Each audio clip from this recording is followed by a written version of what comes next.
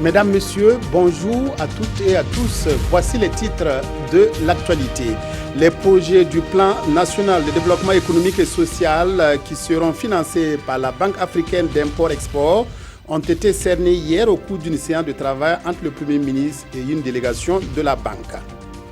Adama Barrow n'a pas l'intention de retirer son pays, la Gambie, de la Cour pénale internationale, contrairement à son prédécesseur. Le nouveau président gambien l'a fait savoir aux Nations Unies. Après avoir été reçu hier matin en audience par le président du Faso, la délégation de la Banque africaine d'import-export a eu dans l'après-midi une séance de travail avec le Premier ministre Paul Kabatieba. Discussion autour des projets du PNDS que la banque pourrait financer. Une enveloppe d'1,5 milliard est octroyée par Afrexim Bank. Reportage Ibrahim Sombier, Nyarkiteda. Afrexim Bank, la Banque africaine d'import-export, matérialise son intention de financement à la mise en œuvre du PNDS, le plan national de développement économique et social. 15 projets vont être financés par cette institution financière. C'est la quintessence de la séance de travail entre une délégation de la banque avec le gouvernement burkinabé. Afrexim Bank est prête à financer près de 750 milliards de francs CFA.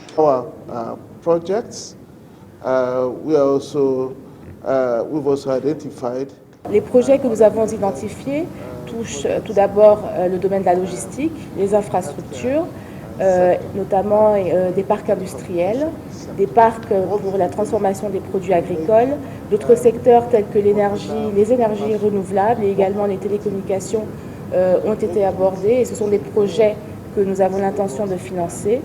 Nous voulons faire du Burkina Faso un pays plus compétitif, qui peut échanger davantage avec les pays limitrophes et de façon plus compétitive.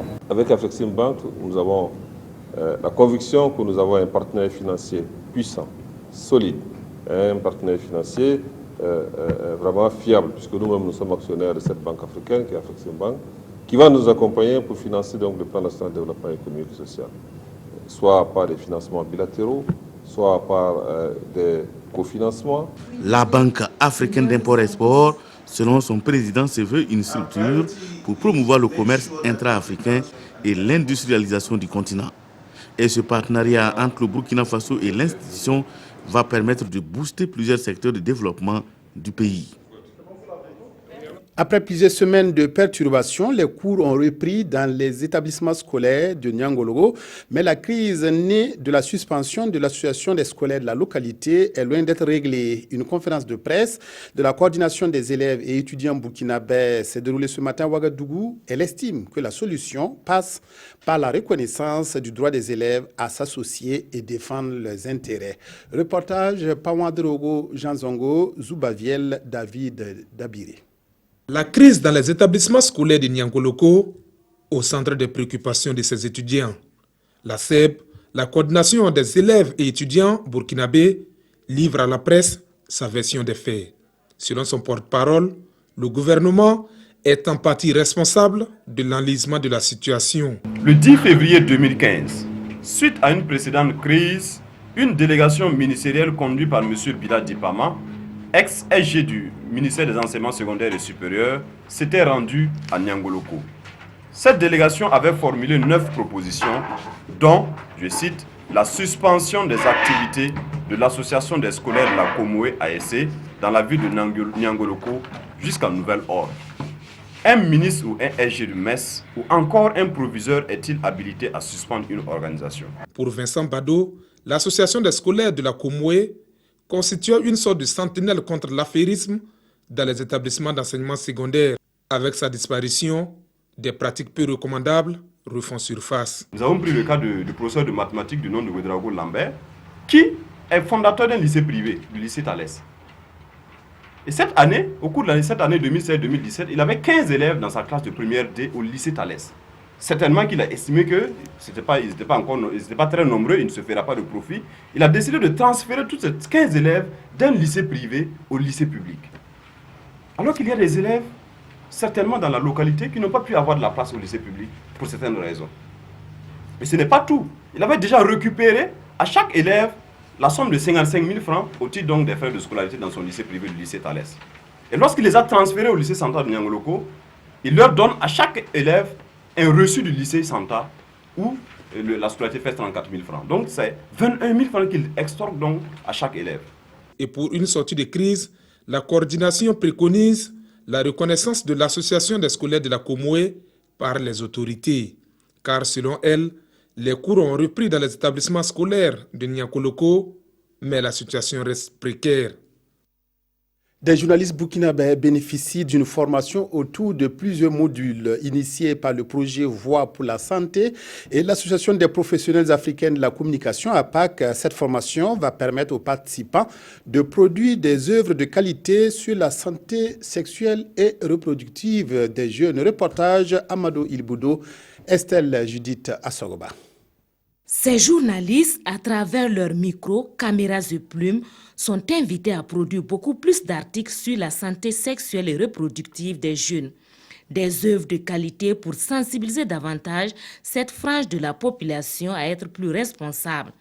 Pour réussir cette mission, ils renforcent les capacités sur le sujet. C'est véritablement opportun de mobiliser nos confrères, nos consoeurs autour du message que nous voulons porter, c'est-à-dire la santé sexuelle et reproductive des jeunes, des adolescents, surtout des écoles, parce que nous savons que le fléau est très criard au niveau des établissements scolaires. La vingtaine de journalistes venus du centre-ouest, du centre-est, du centre-sud et du centre a 48 heures pour maîtriser les b.a.-ba en matière de collecte, de traitement de l'information et de l'appui juridique sur les productions médias concernant cette thématique. Nous allons aussi vous demander d'être nos porte-voix auprès de la population parce que on dit que les médias peuvent toucher en un espace réduit un grand nombre de personnes. Le nouveau plan stratégique de santé des adolescents et jeunes 2016-2020 révèle un nombre récurrent de grossesses non désirées en milieu scolaire et des avortements clandestins estimés à 25 interruptions pour 1000. La contribution de ces journalistes est donc très attendue pour inverser la tendance. Le projet Fonds canadien d'investissement local œuvre depuis 2016 en faveur de la réduction de la pauvreté des femmes dans la région de l'Est. Plus de 10 millions de francs CFA permettent aux femmes de faire de l'élevage de la volaille et de participer aussi à la préservation de l'environnement. L'ambassadeur du Canada a visité hier les réalisations de ce projet dans la région. Reportage Désiré Ilboudo, Mamadi Ouedraogo. Le projet Fonds canadien d'investissement local vient en aide aux femmes vulnérables de Noirangou, un village de la commune de Fadangourma. Entre décembre 2016 et février 2017, il a réalisé 100 poulaillers au profit de 100 femmes démunies. Chacune des femmes a également reçu 10 poules et un coq. Outre la volaille, ces femmes ont bénéficié de 100 foyers améliorés construits en banco. Ces foyers améliorés nous permettent d'économiser en bois, d'éviter les brûlures de la peau et même des incendies. Au niveau de la volaille, j'ai reçu 11 poules. Je pourrais vendre pour résoudre mes problèmes quotidiens. À travers ce geste, ce projet canadien entend non seulement réduire la pauvreté des couches défavorisées, mais surtout contribuer à la protection de l'environnement au Burkina Faso. Nous avons procédé à la formation avec l'appui des services techniques de l'environnement, 100 femmes sur les techniques de confection des foyers améliorés et nous avons appuyé techniquement à construire ces foyers sur le terrain. Et au niveau des foyers améliorés, ça a beaucoup réduit la consommation du bois.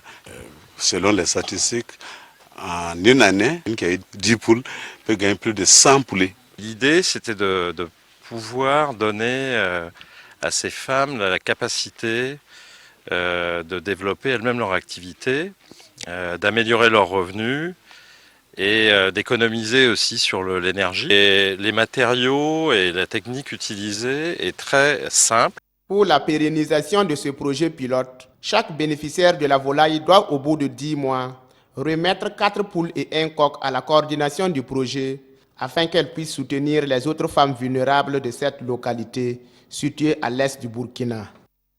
Entrepreneur à 32 ans, Amadou Diko fait ses armes dans le secteur de la grillade et pas n'importe quelle brochette. Sa spécialité, les brochettes plates ou encore viande aoussa, une activité rentable qui permet d'employer plus d'une vingtaine de personnes. Les clients d'Amadou Diko sont satisfaits de la grillade qui leur est proposée. Plein champ sur cette activité avec Moussa Ouedraogo et Bouma Ernest Nebié. Tous les secteurs d'activité sont porteurs au Burkina pour peu qu'on mette tout le sérieux qu'il faut dans ce qu'on entreprend. Et l'exemple de ce jeune entrepreneur Amadou Diko en est une illustration parfaite. Lui qui depuis son bas âge s'est lancé dans le domaine de la grillade. Sa spécialité, les brochettes plates encore appelées kilchi ou viande aoussa. Basé au quartier d'Apoya de Ouagadougou, cette activité lui rapporte beaucoup. Son chiffre d'affaires journalier est d'environ 300 000 francs CFA. Ça nous aide beaucoup, alhamdulillah. On gagne, on mange ici, on fait tout. Les familles, tout ça, on mange ici. J'ai construit ma maison, j'ai payé ma moto, je travaille, c'est bien, alhamdulillah, c'est propre. Sa clientèle vient de partout. La viande peut être servie simplement ou sous forme de sandwich. Elle peut être consommée sur place ou emportée. Le client a le choix. C'est de très bonnes brochettes. Ça fait des années que nous consommons. Donc on apprécie beaucoup. C'est spécialement fait. On met un peu de tourteau d'arachide. C'est bien. Et le goût aussi est bon. Les lieux sont propres. Et ça nous encourage à venir. Je suis toujours avec eux. En tout cas, bon, tout est propre ici. C'est le soir on consomme. Avec la famille. En tout cas, c'est très bon. C'est très bon. Le jeune entrepreneur emploie plus d'une vingtaine de personnes. Pour la bonne marche du travail, le personnel est divisé en deux groupes. Le premier groupe est chargé chaque jour à partir de 8 heures de l'achat de la matière première, la viande du bœuf au grand marché de Ouagadougou ainsi que les ingrédients. Une viande qu'il découpe par la suite en petits morceaux pour la grillade. La viande, elle vient biter comme ça et puis on va couper jusqu'à... Tu vois, donc c'est travail de... Si on rentre à 8 heures, on sort à 15 heures. Pour préparer ça d'abord. Voilà. Des condiments, non. On paie ça au marché. Il y a du ciel, il y a des choses qui s'appellent, on dit ça, salanangouli. Voilà, comme dans la chire, comme ça. Voilà, on met ça dedans. Ah, c'est doux, c'est bon. Quant au second groupe, il prend le relais à partir de 15 heures et se charge essentiellement de la vente des brochettes jusqu'au petit matin. L'équipe est dirigée par Sambo Diko. L'entreprise a des agences dans les autres quartiers de Ouagadougou et l'ambition de son propriétaire est de l'étendre aux autres localités de Burkina. Âgé de 32 ans et père de 3 enfants, Amadou Diko encourage les jeunes de son âge à entreprendre comme lui, car dit-il, au bout de l'effort, il y a toujours de la récompense. C'est sur un feu de charbon de bois que Amadou Diko grille ses brochettes. Après les travaux des champs en saison pluvieuse, la production traditionnelle du charbon de bois occupe les agriculteurs de la Tapoua. L'exploitation de cette source d'énergie permet aux populations d'avoir quelques revenus pour subvenir à leurs besoins. Cependant, le non-respect du code forestier peut être préjudiciable à l'environnement et aux ressources naturelles. Alassane Tiendrebego, Rasmata Ouedraogo, Mamadi Ouedraogo, à Fadangourma. Des sacs de charbon de bois superposés les uns sur les autres devant des concessions et sous des hangars retiennent chaque jour l'attention des usagers de la route Kanchari-Diapaga. La pratique de cette filière constitue l'une des principales sources de revenus des paysans de cette localité de la région de l'Est. Je produis du charbon depuis 12 ans et nous l'acheminons jusqu'à Ouaga pour vendre. Cela me permet de subvenir à mes besoins et de scolariser mes enfants. Sans entrer en profondeur de la forêt, nous découvrons plusieurs foyers artisanaux de carbonisation. Conséquence, la réglementation en matière de production de charbon de bois est foulée aux pieds. Nous coupons le bois et le carbonisons pendant 3 jours pour obtenir le charbon. On nous dit de ne pas couper le bois frais, mais on a besoin d'argent. On va faire comment? On va couper. La surveillance des producteurs échappe souvent au personnel des services des eaux et forêts. La coupe du bois vert dans le code forestier est strictement interdite au Burkina Faso. Malheureusement aussi, la protection de cette ressource-là est très difficile parce que nous ne maîtrisons pas exactement les limites de la frontière Burkina-Niger. J'estime le nombre de cerfs qui se déportent là-bas le mois. La coupe se passe la nuit. Ils coupent, ils vont déposer après la frontière, ils carbonisent. Et le phénomène s'est développé avec nos parents. À la direction provinciale en charge de l'environnement de la Tapoa, des actions sont en cours pour recadrer les acteurs de cette production anarchique qui endommage l'environnement et l'économie locale. Il y a des sensibilisations à l'endroit de ces populations locales sur des thèmes relatifs à la protection et la préservation de l'environnement. Ce sont par exemple des thèmes comme la technique de carbonisation et la gestion des feux dans les sites de carbonisation. Si j'ai vu le charbon de bois frêle là, je connais. Bois frêle là, on ne va pas couper bois frêle là. Si ce n'est pas sec là. J'ai des gens qui travaillent avec moi le charbon. Moi je les parle, les jolis qui allaient couper bois frêle. Ah, moi je ne suis pas dedans. Plus de 600 sacs de charbon sont exploités par mois dans la Tapoa, selon les statistiques des services de l'environnement de cette localité du Burkina. La Gambie restera membre à part entière de la Cour pénale internationale. Foi du nouveau président gambien Adama Barrow, il a officiellement notifié cette volonté aux Nations Unies. La décision des nouvelles autorités gambiennes vient battre en brèche celle de leur prédécesseur amenée par Yaya Jammeh qui a quitté le pouvoir en janvier. C'est officiel, le projet de Yaya Jammeh de faire sortir la Gambie de la Cour pénale internationale est bel et bien enterré. Le nouveau gouvernement du pays a officiellement notifié les Nations Unies de sa volonté de rester membre du statut de Rome, instituant cette juridiction internationale. Banjul a pris la décision de se retirer de la CPI en novembre dernier. L'ancien président Yaya Jammeh accusait alors la Cour de persécuter les Africains, en particulier leurs dirigeants. Et le ministre de l'Information avait ajouté que la Gambie avait essayé en vain de poursuivre les pays européens pour leur responsabilité dans la crise des migrants. Lors de la campagne électorale en vue de la présidentielle, l'actuel président Adama Barrow avait indiqué qu'il réintégrerait la CPI s'il était élu. Yaya Jammeh avait annoncé son retrait de la CPI dans le sillage du Burundi et de l'Afrique du Sud. En rappel, la procureure de la Cour Fatou Bensouda est gambienne et a été ministre de la Justice sous l'administration Jammeh. L'Inde est en passe de devenir une puissance spatiale internationale. New Delhi en a fait la démonstration en lançant aujourd'hui 104 satellites avec à leur bord une fusée d'observation de la Terre. Cette prouesse indienne bat ainsi le record détenu par la Russie. L'Inde est entrée mercredi dans l'histoire des lancements spatiaux en réussissant à mettre en orbite un nombre record de 104 satellites avec une seule fusée. À 9h28 heure locale, un lanceur PSLV s'est élevé du pas de tir de Sriharikota au sud-est du pays, avec à son bord un satellite indien d'observation de la Terre de 714 kg et 103 nanosatellites, généralement de pays étrangers, d'un poids combiné de 664 kg. Le précédent record, de juin 2014, était détenu par la Russie, avec 39 satellites mis en orbite en une seule mission. Désormais, New Delhi ne cache plus son ambition de devenir une véritable puissance spatiale internationale. Jamais une dépouille mortelle n'a été aussi embarrassante que celle d'Étienne Tshisekedi. Les journaux reviennent sur les funérailles de l'opposant congolais qui n'ont toujours pas eu lieu.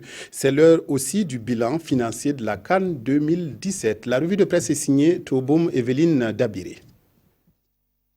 Préparation et participation du Burkina à la CAN 2017. Sur un budget prévisionnel de plus de 3 milliards de francs CFA, 2 milliards 599 millions ont été effectivement dépensés, informe le ministre des Sports dans les colonnes du quotidien. Cette dépense a été financée par la ligne réservée au sport à l'international, précise Notre Temps, qui explique que 180 personnes ont été prises en charge dans ce budget. Mais le ministre des Sports a déploré le faible engouement suite à la souscription lancée pour soutenir le budget alloué, rapporte ce journal. Au nombre des soutiens reçus, explique le pays, l'UEMOA a contribué à hauteur de 50 millions et l'Assemblée nationale pour 10 millions de francs CFA. Quant à la souscription via Airtel Money lancée, ce fut un fiasco avec 54 150 francs récoltés, lit-on dans le quotidien. Mais combien chaque étalon recevra-t-il? C'est l'omerta sur la question et le ministre n'a rien voulu dévoiler, répond Notre Temps. Autre fait de l'actualité hors du Burkina, la mort d'Étienne Tshisekedi Ouamulumba, décédé le 1er février à Bruxelles suite à une embolie pulmonaire à 84 ans. Il a passé la moitié de sa vie à lutter pour la démocratie dans son pays, la RDC, écrit l'observateur Palga. Mais 2 semaines après son décès, poursuit ce journal, le patriarche est obligé d'attendre dans son catafalque le temps que ses familles biologiques et politiques puissent s'accorder avec le pouvoir pour l'organisation des funérailles. Mais pourquoi une telle attente? Sidoya répond, c'est parce que la famille Tshisekedi a maintenu la demande d'autopsie du corps du défunt.